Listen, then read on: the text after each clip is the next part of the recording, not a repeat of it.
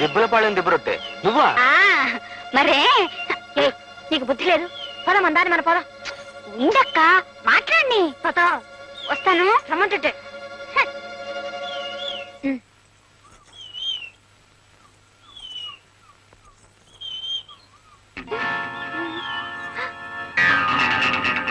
మమ్మల్ని వెతుకుంటూ పట్నం వచ్చారా? కబరంపుంటే బండి పంపేవాళ్ళంగా. మర్యాదగా వెళ్ళిపోండి. మా భర్తలు మా వెనకాలే వస్తున్నారు. వాళ్ళు రాయొచ్చు కొడితే రాజమండ్రిలో పడిపోగలరు. జాగ్రత్త. అలాగా?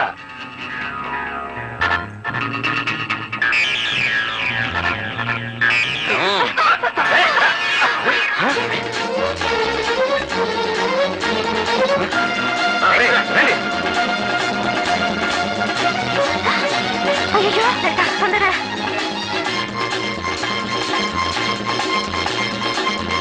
అక్క బెండులు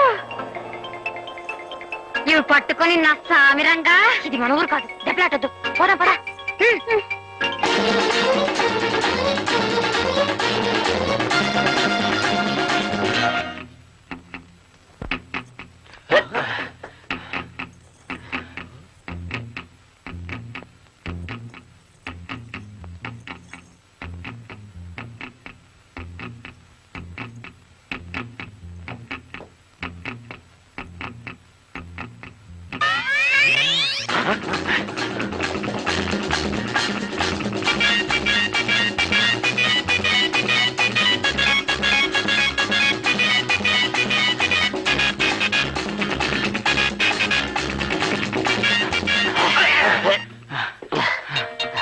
ఎక్కడ అమ్మాయిలా? ఏమరా?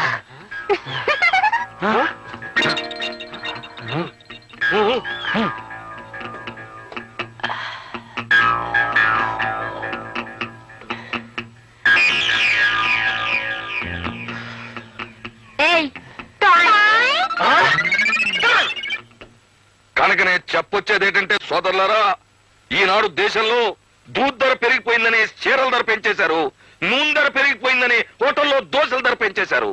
కానీ నూనె దూది ఈ రెండు వాడుతున్న మన మాలిష్ స్టోర్ల రేట్లు మాత్రం బ్రిటిష్ స్టోర్ కాలంలో ఎక్కడున్నాయో ఇప్పుడు అక్కడే ఉండిపోయాయి. ఇప్పుడు మనం రేటు పెంచేస్తే మన బేరాలు తగ్గిపోతాయేమో గురువా. అక్కడే నువ్వు దెబ్బతినేస్తున్నావు సోదరా. రైలు ఛార్జీలు పెరిగినంత మాత్రాన జనం రైలు ఎక్కడం మానేస్తున్నారా? కొబ్బరికాయలకి రేటు పెరిగినంత మాత్రాన జనం గాని దేవుడు కొబ్బరికాయలు కొట్టడం మానేస్తున్నారా? రేట్లు పెరగగానే ప్రజానీకం గుండెలు బాధేసుకోవడం మామూలే. ఒక నెల పోయేటప్పటికి అదే రేట్లతో అడ్జస్ట్మెంట్ అయిపోవడం మామూలే. పైగా ఇప్పుడు పరిస్థితులు మారిపోయాయి. ఒకప్పుడు బాగా ఒళ్ళు కొవ్వెక్కినోడు, బాగా స్థితిపరుడు మాలిష్ చేయించుకునేవాడు. కానీ ఇప్పుడు ఈ గవర్నమెంట్ ఇంటి పన్ను, ఆస్తి పన్ను, నీటి పన్ను, ఈ పన్ను, ఆ పన్ను అని చెప్పి ప్రజల పళ్ళు రాలగొట్టేస్తుంటే ప్రతి ఓరు తలకాయ ఈటెక్కిపోయి అందరూ మాలిష్ చేయించేసుకుంటున్నారు. కనుక శభాష్, ఏ పార్టీకైతే ఆడ లేడీస్ సపోర్ట్ ఉంటుందో ఆ పార్టీ ఒక ఊపు ఊపేసిందన్నమాట.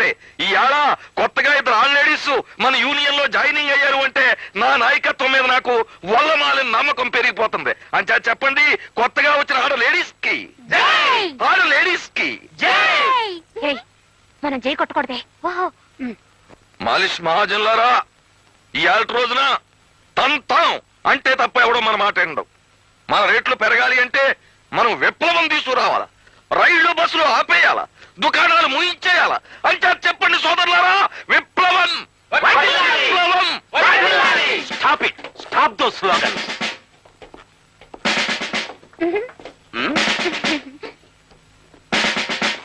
దండాలండి ఇన్స్పెక్టర్ గారు. మాలిష్ వాళ్ళు యూనియన్ కి పోలీసు వాళ్ళు రావడం ఇదే మొదటిసారి కనుక చూస్తారంటే కొట్టడా చప్పట్లు. ఆపండి ఆపండి, ఇది చప్పట్లు కొడుతూ ఆనందంగా కూర్చోవలసిన సమయం కాదిది. మన దేశం చాలా క్లిష్ట పరిస్థితుల్లో ఉంది ఇప్పుడు. లెఫ్ట్ నుంచి చైనా, రైట్ నుంచి పాకిస్తాన్, ఫ్రంట్ నుంచి వరదలు, బ్యాక్ నుంచి కరువులు మన దేశాన్ని పట్టుకుని పీడిస్తున్నాయి. ఇలాంటి సమయంలో మాలిష్ చేసుకునే మీరు కూడా విప్లవం లేవదీస్తే అమెరికా, రష్యా వాళ్ళు ఏమనుకుంటారు మన గురించి? ఎంత ఎద్దేవా చేస్తారు మనల్ని.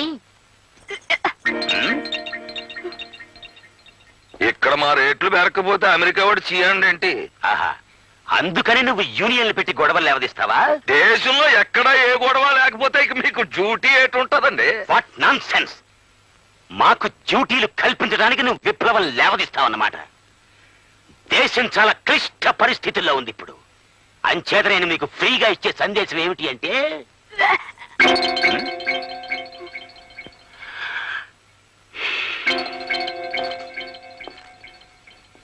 ఏమ్మా, నేను సందేశం అనగానే నువ్వు యాక్ యాక్మంటున్నావు. అంత దరిద్రంగా ఉంటుందా నా సందేశం? Be careful.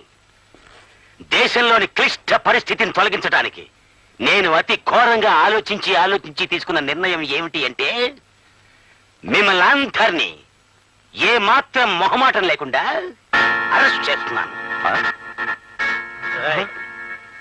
ఏ రూల్ ప్రకారం అరెస్ట్ చేస్తారండి? పోలీస్ స్టేషన్కి వెళ్ళి పుస్తకం చూసి చెప్తాను. ముందు నువ్వు వ్యానెక్కు. సరే, అలా కానివ్వండి. సోదరులారా, అరెస్ట్ అవడానికి ఎవరు భయపడకండి. సంతోషంగా అరెస్ట్ అయిపోదాం. ప్రపంచంలో ఏ లీడరు పాపులారిటీలోకి వచ్చినా, ఏ పార్టీ చక్రం తిప్పినా ముందు ఈ పోలీసు వాళ్ళతోనే ఆ లైఫ్ స్టార్టింగ్ అయ్యింది అని మనం చేస్తున్నాం. దేశం క్లిష్ట పరిస్థితుల్లో ఉంది గనక మనందరినీ మేపలేక రేపుడికే మన నొగ్గేస్తారు అని మనం చేస్తున్నాం. షటప్.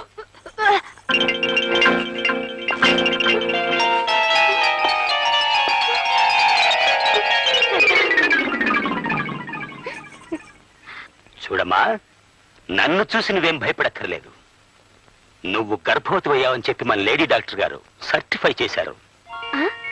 ఏమిటి లలిత, నీకు నెల తప్పిందని డాక్టర్ గారు చెప్పారు.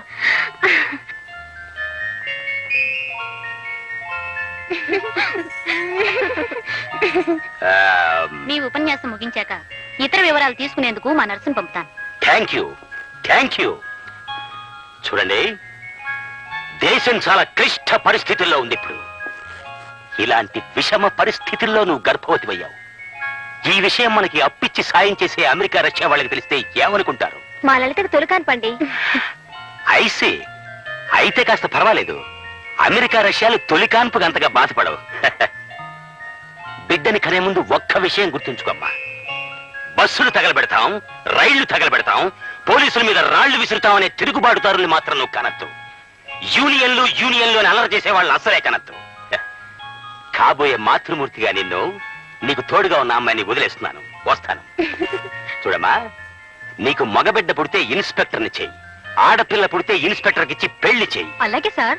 ఎందుకంటే దేశం చాలా క్లిష్ట పరిస్థితుల్లో ఉందిగా.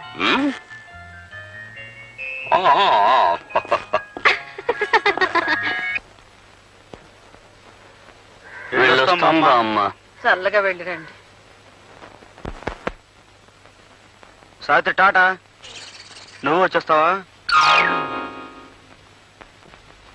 మాలిష్ తేల్ మాలిష్, మాలిష్ తేల్ మాలిష్, మాలిష్ తేల్ మాలిష్, మాలిష్ మాలిష్ తేల్ మాలిష్ మాలిష్ మారు. నువ్వు నా రూట్ కి వచ్చేసావంటే మరి నీ ఉద్యోగం అది? కట్టుకున్న మొగుడికి దూరం అయిన తర్వాత కలెక్టర్ ఉద్యోగంలో కూడా మజా లేదని తెలిసి ఉద్యోగం మానేశాను. పతివ్రతలు అనాల్సిన డైలాగ్ అన్నావే. అంటే నేను పతివ్రతను కానా? కాదని ఎవడన్నాడు? ఖర్చు పొడిసేస్తాను. మీ మనసు నాకు తెలుసండి. మీరు చేస్తున్న మాలిష్ ఉద్యోగం పరువు తక్కువదని అప్పుడు అన్నాను. కానీ భర్త అనేవాడు కసాయి పని చేసినా ఆడదనేది కత్తందించాలన్న నిజం తెలుసుకొని నేను మీ రూట్కే వచ్చేసాను. ఇది నడి రోడ్డు అయిపోయింది కానీ లేకపోతే 100 సార్లు నీకు జై జై జై కొట్టేద్దు. శ్రీదేవి, లోపలికి రండి. మరి నేను? నువ్వు ఇక్కడే ఉండు.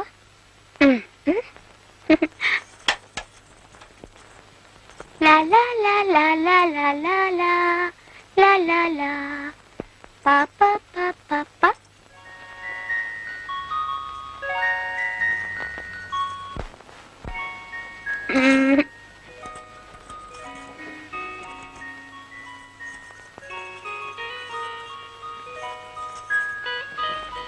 అరే, మీ దగ్గర చింతకాయ అంటే ఇస్తారా? చింతకాయ నా దగ్గర లేదే. పని వాడికైందా? లేదు గాని దేనికి మీరు ఎలా అడుగుతున్నారు? కడుపుతో ఉన్న ఆడవాళ్ళకి కడుపులో అదోలా ఉండి నోరు కూడా అదోలా ఉంటే చింతకాయలు తినాలి కదండి. చింతకాయలు తినాలనిపించడం నిజమే కానీ అది నెల తప్పిన తొలి రోజుల్లో, పురుడయ్యే ముందు రోజుల్లో కాదు. నాకిప్పుడు 8వ నెల. ఇంతకీ మీకు ఇప్పుడు ఎన్నో నెల?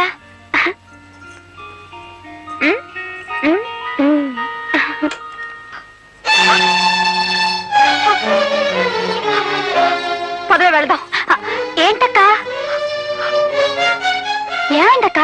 ఉద్యోగం వచ్చేసిందా? ఉద్యోగం ఇస్తానని చెప్పి ఆఫీసర్ వెధవ నా చేయి పట్టుకున్నాడు. అమ్మ దొంగ సచ్చినాడా, ఎంతకు తెగించాడు? వాణ్ణి ఉండి వాడి పని చెప్తాను. వద్దు, మనది ఊరు కాదుగా. అయినా మనం అల్లరి చేసుకుని లాభమే ఉంది. నీకన్నిటికీ భయమే. పద.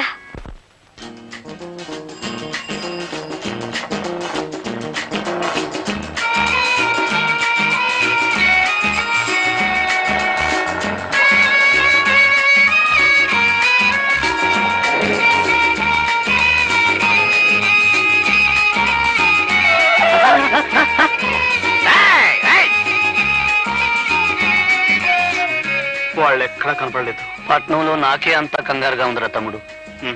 మరి వీళ్ళు ఏమైపోయారో, ఎక్కడ తిరుగుతున్నారు? అసలే ఇక్కడంతా రౌడీలు, యూనియన్లు. అనయ్య, ఓ పని చేస్తే ఏమిట్రా అది? సావిత్రి, ఈ వీధిలో ప్రతి ఇల్లు ఎక్కి చూసిరా, మీ అక్కలు కనిపిస్తారేమో. ఏమా, మనం కూడా వెళ్ళి గుమ్మం గుమ్మం ఎత్తుదాం. వెళదామా? దా, పద.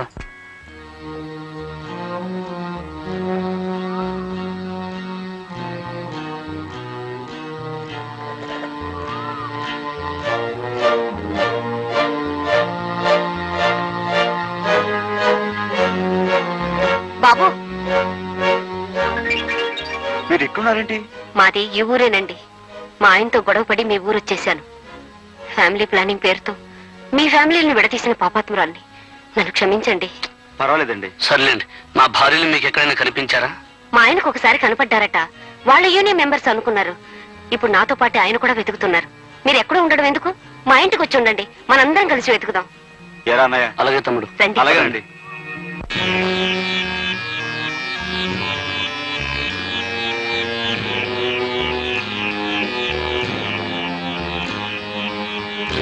శకు, శకు, శకుంతల ఇంట్లో ఉంటుందా? ఉండదు. శకుంతల ఎటువంటి ఇంట్లో ఉండదు. అవునమ్మా, నువ్వు చెప్పింది నిజం. ఇది శకుంతల ఇల్లు కాదు. అయితే మమ్మల్ని ఇక్కడికి ఎందుకు తీసుకొచ్చావు? కూర్చోండి, చెప్తాను. చెబితే గాని కూర్చో. నిజం చెప్పండి. దుర్బుద్ధితో కాదమ్మా, నా కడుపు కక్కుర్తి కోసం తీసుకొచ్చాను. ఏమిటి నీ ఉద్దేశం? ఏం చేద్దామని? నా పరిస్థితి చూడండి. ఈ పేదతనానికి మరొకరికి అపకారం చేసే శక్తి కూడా ఉందేమో. కొంచెం ఆలోచించి చూడండి. అయితే శకుంతల తెలిసిన ఎందుకు అబద్ధం చెప్పావు? హాస్పిటల్లో నాది చాలని జీతం. నా బతుక్కి మరి కొంచెం ఆధారం కావాలి. మీరు ఉద్యోగాల కోసం వచ్చారని, శకుంతల్ని వెతుకుతున్నారని మీ మాటలను బట్టి తెలుసుకున్నాను. మీరు చూస్తే వయసులో ఉన్న ఆడవాళ్ళు ఏ అడ్రస్సు లేకుండా ఎంతకని తిరుగుతారు. అందుకే మీకు ఉద్యోగం దొరికే వరకు నా ఇంట్లో ఆశ్రయం ఇస్తే మీకింత గూడు దొరుకుతుంది. మీరిచ్చే డబ్బులతో నాకింత కూడు పుడుతుంది. అందుకే మీతో అబద్ధం చెప్పి ఇక్కడికి తీసుకొచ్చాను. ఈ పేదరాలి మాటల మీద నమ్మకం ఉంటే ఉండండి, లేకపోతే వెళ్ళండి.